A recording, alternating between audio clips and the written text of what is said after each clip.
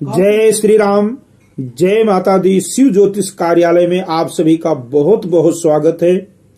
तो आज आपको माघ मास के कृष्ण पक्ष में पड़ने वाली एकादशी की कथा श्रवण कराएंगे।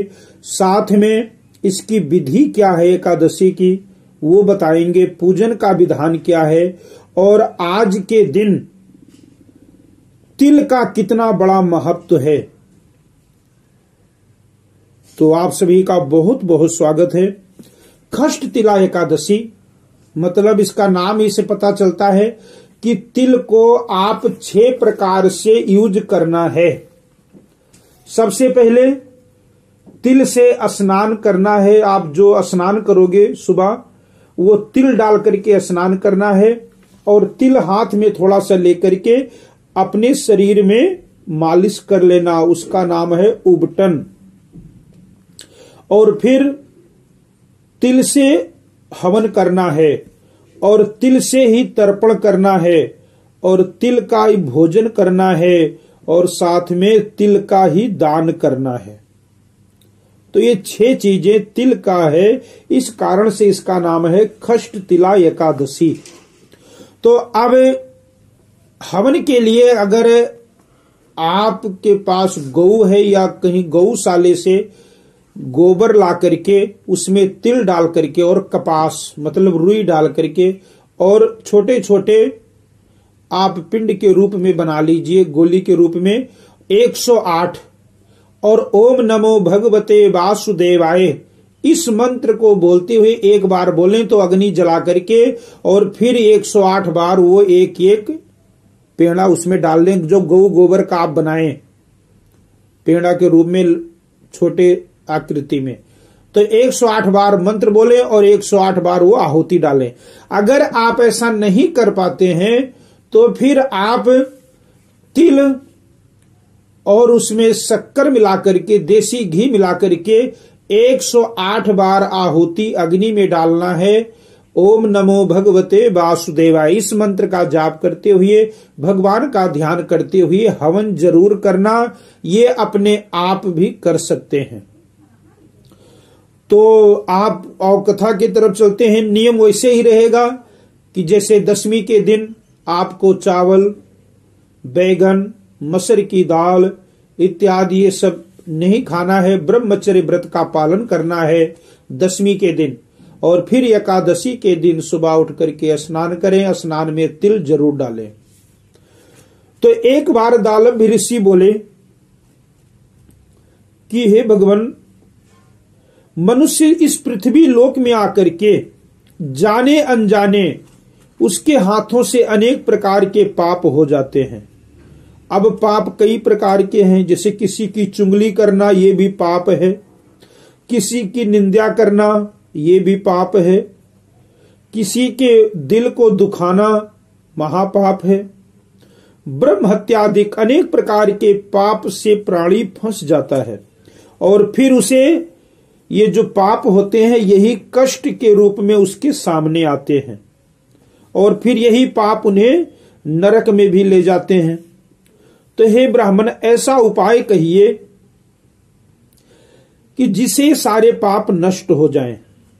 तो पुलस्त्य मुनि बोले कि हे महाभाग, आपने बहुत सुंदर प्रश्न किया है जिसको ब्रह्मा, विष्णु, इंद्र आदि देवताओं ने किसी से नहीं कहा। तुम्हारे पूछने पर उस गुप्त बात को मैं तुमसे कहूंगा कि जब माघ मास के आरंभ में ही शुद्धता से स्नान करके इंद्रियों को बस में करें, काम, क्रोध, मोह, ईर्ष्या, लोभ, चुंगली इनसे मन को हटाकर जल से हाथ पैर धोकर भगवान का स्मरण करें।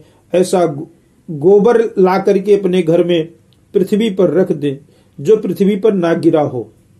कहते हैं उस गोबर में तिल और कपास मिला करके 108 पिंड बनाएं।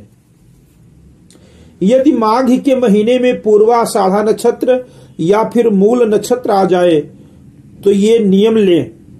कृष्ण पक्ष की एकादशी के नियम को करें। उसका विधान सुनो। कहते हैं स्नान करके पवित्र होकर के कीर्तन करते हुए एकादशी का उपवास करें। और जब आप एकादशी का व्रत करें तो फिर रात्रि में जागरण करें और गोबर से बने हुए 108 पिंडों से हवन करें। शंख चक्र गदाधारी भगवान का पूजन करें। चंदन अगर कपूर भगवान को अर्पण करें। नैवेद्य चढ़ाकर बारंबार कृष्ण का नाम स्मरण करें। ओम नमो भगवते वासुदेवाय, हरे राम राम राम हरे हरे, हरे कृष्ण कृष्ण कृष्ण हरे हरे, इस महामंत्र का जप करें। भगवान को पेठा बिजौरा नारियल आदि से पूजन करें। यदि इन सब का अभाव है तो सुपारी ही श्रेष्ठ है। सुपारी से भगवान का पूजन करें। फिर अर्घ देकर जनार्दन का पूजन करके प्रार्थना करें कि हे कृष्ण, आप दयालु तथा पापियों को मोक्ष देने वाले हो। हे जगत पिता, मेरे दिए हुए अर्घ को लक्ष्मी सहित आप स्वीकार कीजिए। फिर छाता, चप्पल, जूता, वस्त्र ब्राह्मणों को देकर पूजन करें।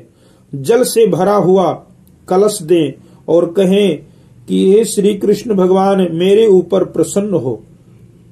खेत में तिल बोने से जितनी संख्या में तिल पैदा होते हैं उतने 1000 वर्ष तक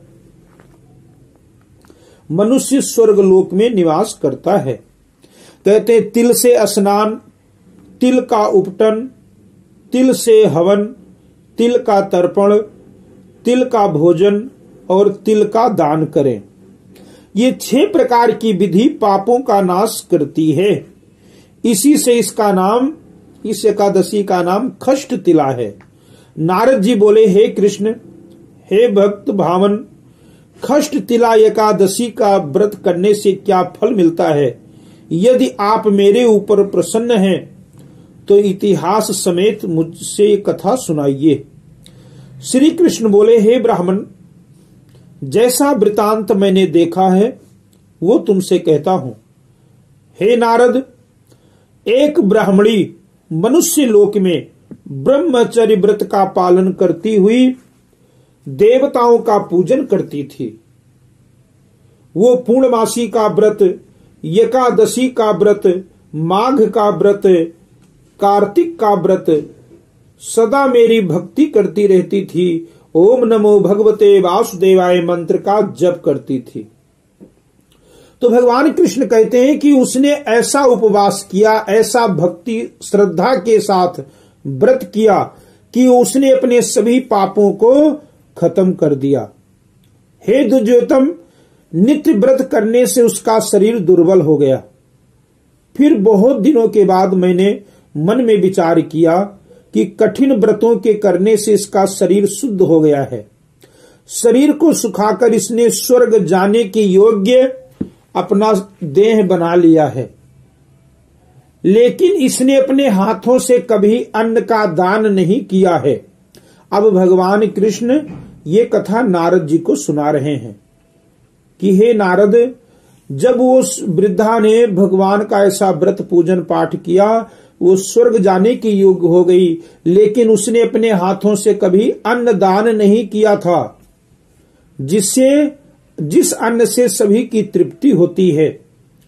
हे नारद, उसकी परीक्षा करने के लिए उसके हाथों से मैंने अन्न का दान लेने के लिए पृथ्वी पर गया, एक भिखारी का रूप धारण करके, और मैं उस वृद्धा ब्राह्मणी के दरवाजे पर आवाज लगाया कि भिक्षाम देहि, मुझे भिक्षा दीजिए। तब वो ब्राह्मणी बोली, हे ब्राह्मण, तुम कहां से आए हो, सो मुझसे सत्य कहो। फिर मैंने कहा, हे सुंदरी, भिक्षा दो। तब उसने क्रोध में आकर के हमारे भिक्षा पात्र में मिट्टी डाल दिया। फिर मैं वापस स्वर्ग चला गया।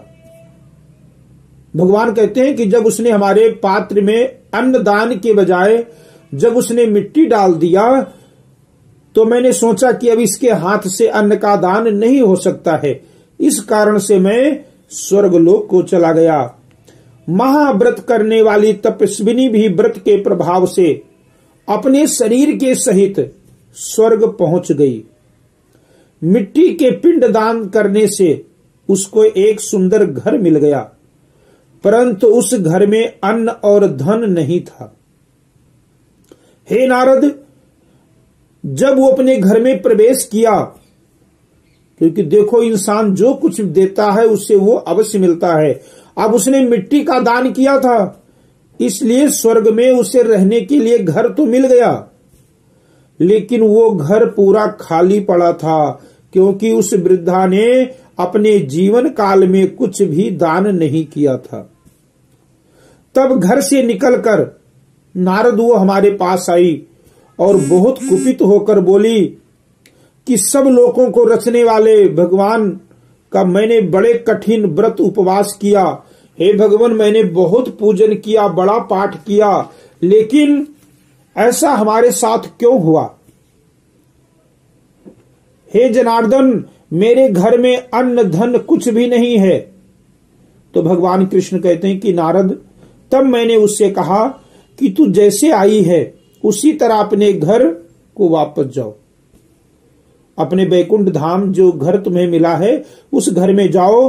अभी देवताओं की स्त्रियां तुम्हें देखने के लिए आएंगी, तो दरवाजा मत खोलना और उनसे शर्त रख देना कि आप सभी मुझे खष्ट तिला एकादशी का महात्म सुना दो, तब मैं दरवाजा खोलूंगी। तो उसके महात्म सुनने से तुम्हारा घर जो है वो अन्न धन से भर जाएगा। ऐसा सुनकर